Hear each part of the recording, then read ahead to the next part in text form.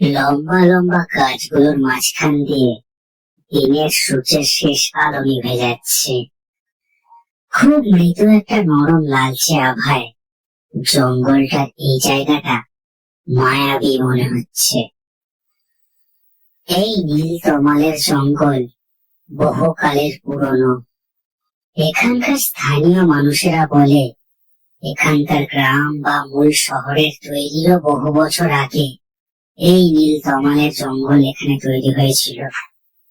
এত প্রাচীন বলেই এই জঙ্গলকে নিয়ে শোনা যায় বহু গল্প আর বহু উপকথা।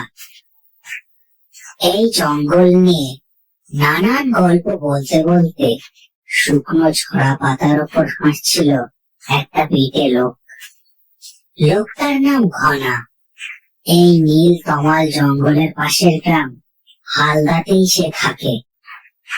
ঘনার পেছন পেছন হাতে টর্চ নিয়ে তার কথা শুনতে শুনতে এগিয়ে চলেছেন মুকুন্দবাবু।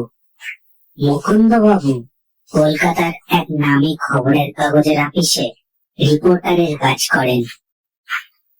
বুঝলেন তো বাবু, এই জঙ্গলের একটা প্রাণ আছে। এই যে এই লম্বা লম্বা গাছগুলো দেখছেন, এই গাছগুলোর কত যে বয়স, আর কে যে এদের হাতে ধরে বসিয়েছিল কেউ তা জানে না। আমাদের গ্রামের বুড়োরা বলে এই জঙ্গল নাকি অনেক কিছু লুকিয়ে রেখেছে নিজের পেটের মধ্যে। হ্যাঁ হ্যাঁ, সেজন্য জঙ্গলটাকে নিয়ে লেখালেখি করতে আমি এখানে এলাম। শীতকাল এসে গেছে তো, এখন এইসব পাহাড় জঙ্গলে ঘুরতে যাওয়ার লেখার খুবই ঘাটতি। লোকে একেবারে হাঁ করে এইসব গল্প পড়ে আর শোনে। গল্প নয় বাবু, গল্প নয়। আমি আমি আপনার যেখানে নিয়ে যাচ্ছি সেখানে যা যা দেখবেন বা যা যা শুনবেন সব সত্যি। এই নীল তমালের গাছগুলোর মতোই সব আসল। মুকুন্দবাবু এই হালদা গ্রামটার কথা শুনেছিলেন তার আপিসের পেয়ারা নিরুপমের কাছে। সেই বলেছিল এই নীলতমালের জঙ্গলের অবাক করা সব কাহিনী। মুকুন্দবাবু এত কথা শুনে আর নিজেকে আটকে রাখতে পারেননি, দৌড়ে এসেছেন এই হালদাতে। এখানে এসেই দুদিনের মধ্যে আলাপ হয় এই ঘনা নামের লোকটার সাথে। তারপরেই এই জঙ্গল যাত্রা। তা কত দূর তোমাদের এই আগুন ঘেরা আড্ডা? বেশ অনেকটাই তো গভীরে এসে পড়েছি। এতক্ষণে তো এই তো চলে এসেছি প্রায়। আমি বটা খুড়াকে বলে রেখেছি সব। খুড়া সব বলবে যা যা শুধাবে। শুধু শুধু বুড়াকে রাগিয়ে দেবেন না, বুঝলেন? বুঝলেন তো বাবু, এককালে কাঠুরের সর্দার ছিল তো, তাই খুব তেজ ওরা। এই জঙ্গলেই থাকে। আজ অব্দি কখনো এই জঙ্গল থেকে ওনাকে কেউ বেরোতে দেখেনি। মুকুন্দবাবু কোনো কথা না বলে ঘনার পেছনেই হাঁটতে লাগলেন। এত বড় জঙ্গলে এই ঘনাই তার একমাত্র চেনা লোক। এমনকি এই জঙ্গল থেকে বেরোতে গেলেও তার ঘনাকেই লাগবে। হাঁটতে হাঁটতে ওরা এসে দাঁড়ালেন একটা বিশাল বড় ঝড়ে উল্টে যাওয়া গাছের সামনে। গাছের ডালপালা এমন ভাবে ছড়িয়ে আছে, দেখে মনে হয় বিশাল একটা হাত মাটি থেকে বেরিয়ে এসে পথ আগলে রেখেছে। এই তো এসে পড়েছি। ওই যে দেখছেন কাঠ জমে আছে, চারপাশে দেখেন বসার জায়গা। ওইখানেই বসে আমাদের আড্ডা। আসেন আসেন বাবু, আসেন। মুকুন্দবাবু কুয়াশায় চোখ সরু করে দেখলেন, সত্যি আগুন জ্বালার একটা জায়গা আর তাকে ঘিরে বসার জায়গা, কিন্তু অদ্ভুত ভাবে সমস্ত জায়গাটাকে ঘিরে একটা কুয়াশার বলয় তৈরি হয়েছে, আর একজন লোক চাদর টেনে বসেও আছে সেই বলয়ের মধ্যে। ঘনা এগিয়ে গেল পড়ে থাকা গাছটার তলা দিয়ে। মুকুন্দ বাবু তার পিছু নিলেন। ঘন কুয়াশা ধীরে ধীরে চারিপাশে ছড়িয়ে যাচ্ছে। নীল তমালের জঙ্গলের পরিবেশ আরো রহস্যময় হয়ে উঠছে। ঘনা আর মুকুন্দ বাবু লোকটার সামনে গিয়ে দাঁড়াতেই সে মুখ তুলে তাকালো। শীর্ণ জীর্ণ একটা লোক একটা হাত তুলে তাদের বসতে বলল।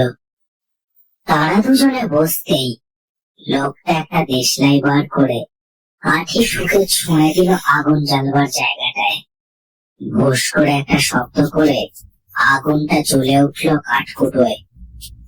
আগুনের আলোয় মুকুন্দবাবু দেখলেন সামনের লোকটার মুখের দিকে তিনটে লম্বা কাটা দাগ সেই মুখের এ প্রান্ত থেকে ও প্রান্ত ছড়িয়ে আছে। বৌমা, ও কি? লোকটা একটা হাত তুলে তাকে থামিয়ে দিল। চাদর ঢাকা তার মাথার উপর দিয়ে। শীর্ণ মুখে একটা হাসি টেনে সে বলল, ভয় পাবেন না, আমার মুখের এই দাগটার পিছনে একটা লম্বা ইতিহাস আছে। এই ঘনা সবই বলেছিল আমায়। আপনি তো খবরের কাগজের লোক। আগে হ্যাঁ, আমি আপনাদের এই নীলতমালের জঙ্গল, তারপর হালদা গ্রাম এসব নিয়ে একটু লেখালেখি করতে চাই।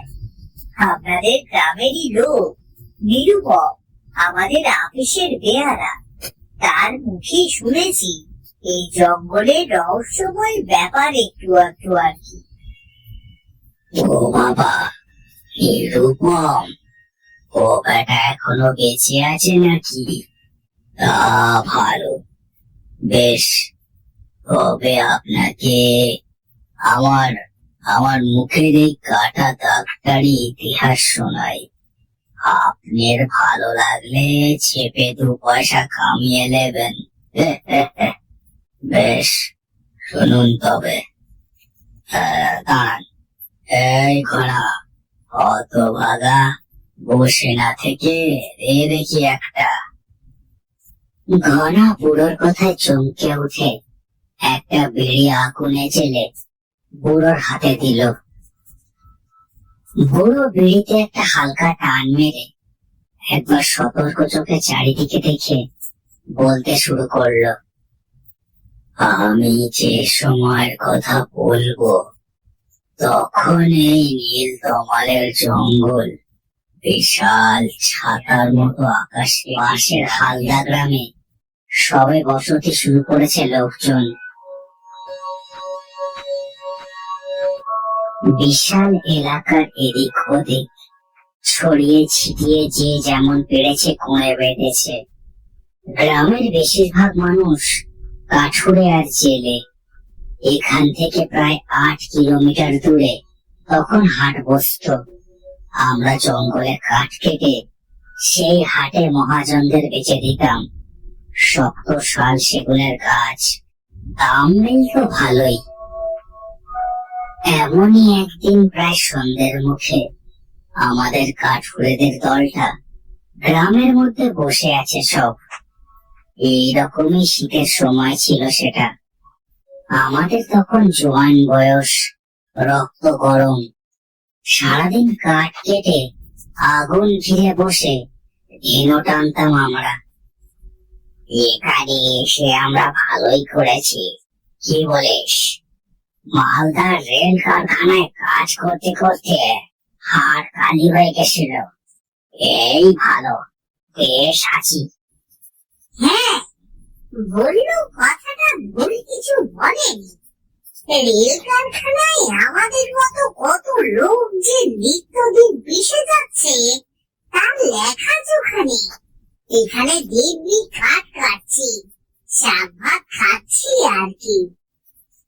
আমাদের মধ্যে অনেকেই বড় শহরের দৈত্যের মতো কারখানার কাজ ছেড়ে এখানে এসেছিল।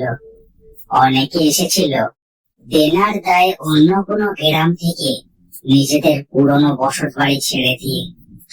আমিও ছিলাম এদের মধ্যে। এরা আমায় করেছিল কাঠুরেদের দলের সর্দার। হ্যাঁ, সে তো ঠিকই, কিন্তু একটা কথা কখনো ভেবেছো তোমরা? এই যে বিশাল জঙ্গল, এখানকার সব গাছ কাটতে কাটতে যখন শেষ হয়ে যাবে, তখন আমরা কি করব? সারা জীবন কিভাবে চলতে পারে বলো দেখি? মহিম ছিল আমাদের মধ্যে সব থেকে অল্প বয়সী আর সব থেকে বুদ্ধিমান। সে নাকি বেশ কিছুদিন পড়ালেখাও করেছিল। মহিম আমার কথায় বলে উঠল, কি যে বলো বটাদা, জঙ্গলটার আকার দেখো, কি বিশাল! এসব গাছ কাটতে প্রায় 50-60 বছর তো লেগেই যাবে আমাদের, বুঝলে? তবে আবার কি, আমাদের জীবন ঠিক কেটে যাবে। হ্যাঁ, তবে তবে একটা কথা, কাল যখন আমরা গাছ কাটতে গিয়েছিলাম, তখন তোমরা হয়তো খেয়াল করনি, একটা একটা লম্বা বিশাল লাল রঙের গাছ আমার আমার আমার চোখে পড়েছে, বুঝলে? লাল গাছ? সে আবার কি? লাল চন্দনের গাছ নাকি? বললু আর মহিমের কথায় আমার খুব লোভ হলো।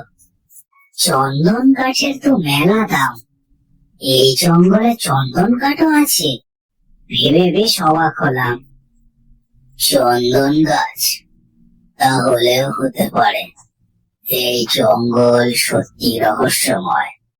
এর বেশিরভাগটা তো এখনো আমরা দেখেই উঠতে পারিনি।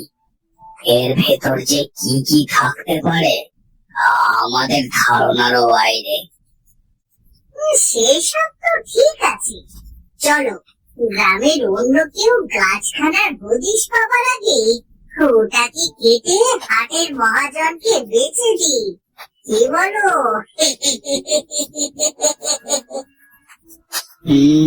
কথাটা ভুল বলিস। এ জঙ্গল তো কারো সম্পত্তি নয়।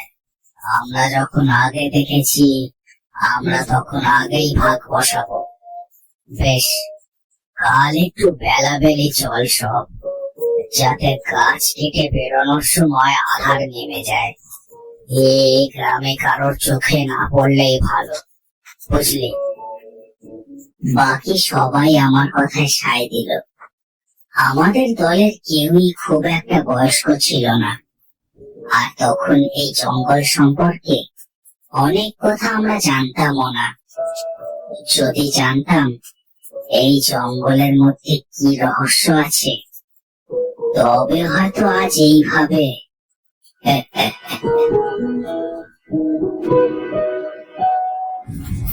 একটানা কথা বলে বুড়ো থামলো। একভাবে কথা বলতে বলতে তার গলা যেন শুকিয়ে গিয়েছিল। মুকুন্দ বাবু একভাবে শুনছিলেন। তিনি এবার ঘাড় ঘুরিয়ে এদিক ওদিক দেখলেন। চারিদিকে কুয়াশা যেন খুব গাঢ় হয়ে দেখা দিয়েছে। এমন সময় তিনি দেখলেন একটা ছায়া কিছু দূরে গাছের আড়াল থেকে তাদেরকে দেখছে। ওটা কি? ওটা কে? কে? কে ওখানে? ও কিছু না, ও কিছু না। ও আপনারই মতন বুড়োর কথা শুনতে এসেছে। ও কিছু না। ওদিকে ওদিকে তাকাবেন না, তাকালেই ভয় করবে। কি দরকার ওদিকে ওদিকে তাকাবেন না। হ্যাঁ, ও কিছু না, ভয় পাবেন না। বাকিটা বলি শোনেন। মুকুন্দ ভয় ভয় বটা বুড়োর দিকে তাকালেন। বটা বুড়ো তখন আবার বলতে শুরু করেছে। এরপর 2 দিন কেটে গেছিল। আমরা জঙ্গলে যাওয়া শুরু করে দিয়েছিলাম, কিন্তু সেই লাল গাছখানার কোনো হদিশই পাচ্ছিলাম না।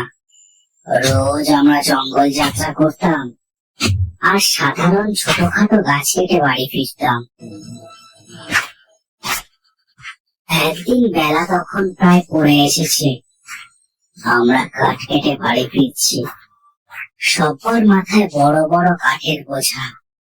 সারা জঙ্গলটা কেমন যেন একটা নরম হলদে আর লালচে আভায় ভরে আছে।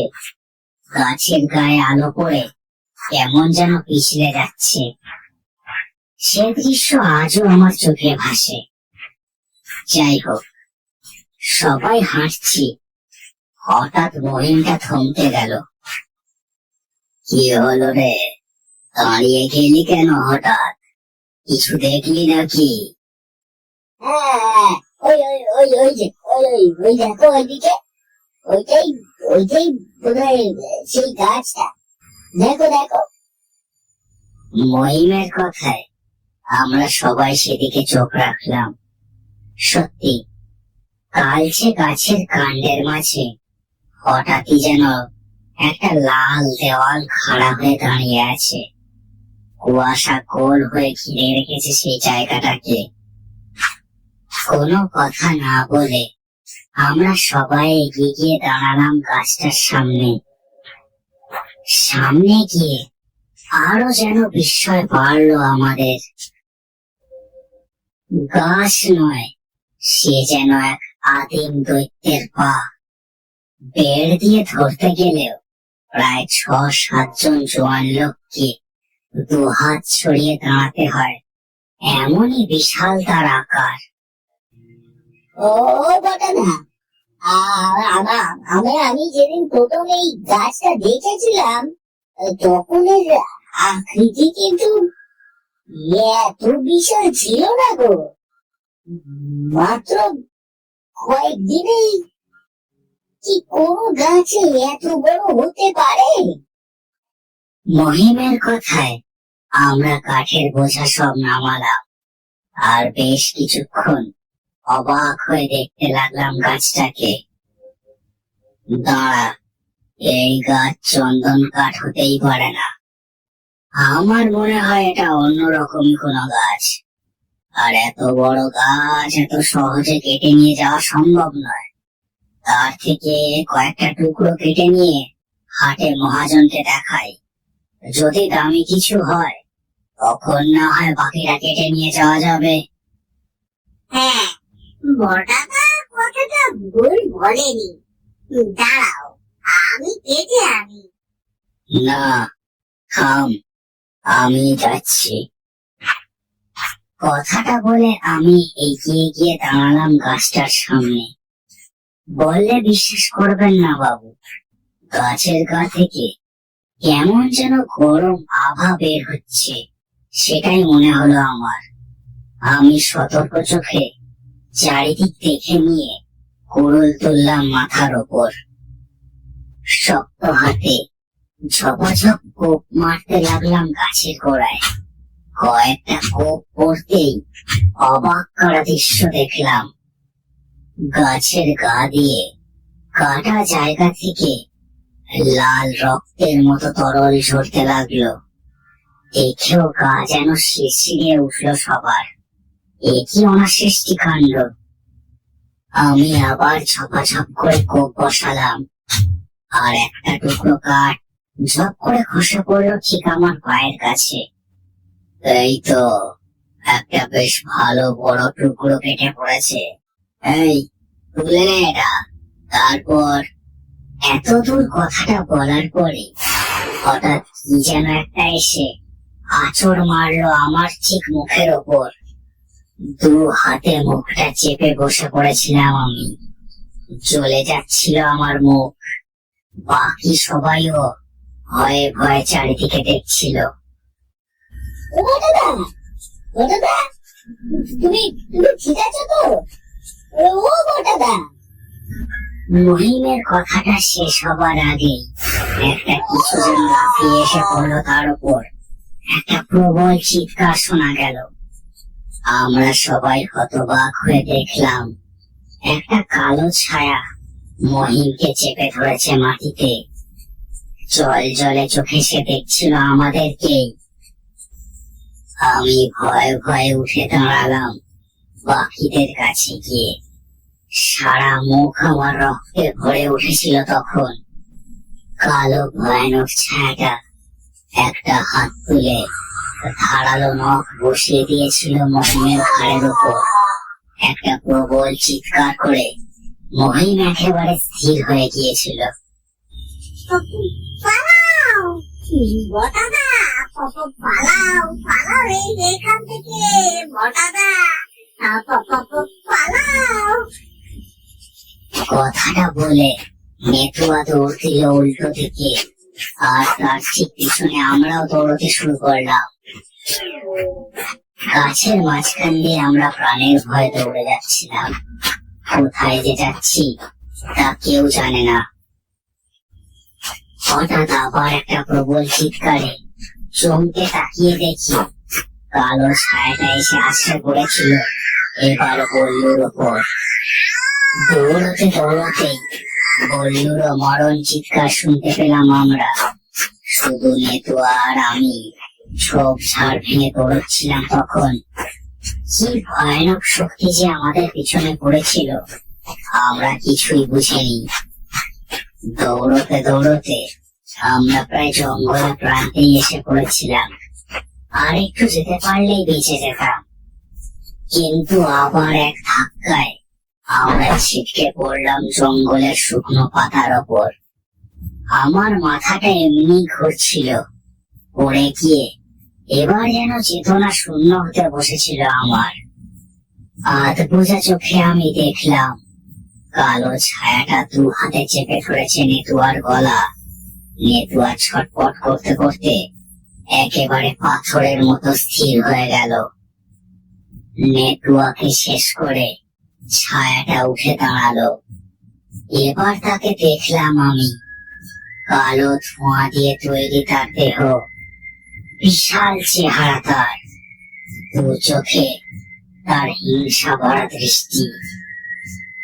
আমি ভয়ে ভয়ে একটা হাত তুলে ধরেছিলাম তার দিকে। প্রাণের আকুতি জানালাম নির্বাক স্বরে।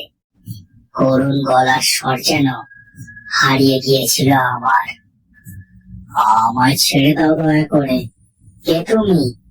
ছেড়ে দাও আমায়। কালো ছায়াটা হাওয়ার দিকে আমার প্রায় সামনে এসে দাঁড়ালো।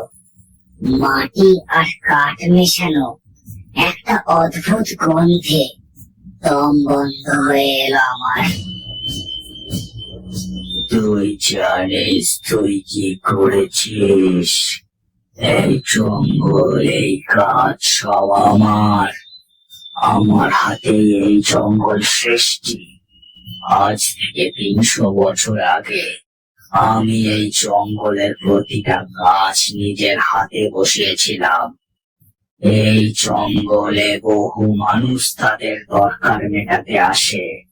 আমি তাদের কোনো ক্ষতি করি না, কিন্তু তোরা লোভী, দরকারের থেকেও বেশি গাছ কেটে জঙ্গল নষ্ট করছিস তোরা। তাই তোদের শাস্তি দেওয়াটা খুব দরকার ছিল। আমি তোকে অভিশাপ দিলাম, এই জঙ্গল ছেড়ে আর কোনোদিনও তুই কোথাও যেতে পারবি না। এই জঙ্গল ছাড়ার চেষ্টা করলেই তোর ভয়ানক মৃত্যু হবে। এই কথাটা পর্যন্তই শুনতে পেয়েছিলাম আমি। সেই ছায়া মূর্তিটা ভয়ানক রাগে আস্ফালন করেছিল অনেকক্ষণ। আমার ততক্ষণে দু চোখ বন্ধ হয়ে গিয়েছিল।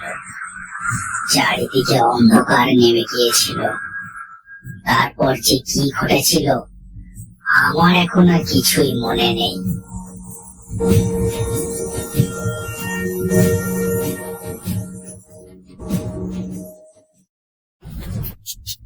একটানা কথাগুলো শুনছিলেন মুকুন্দ বাবু।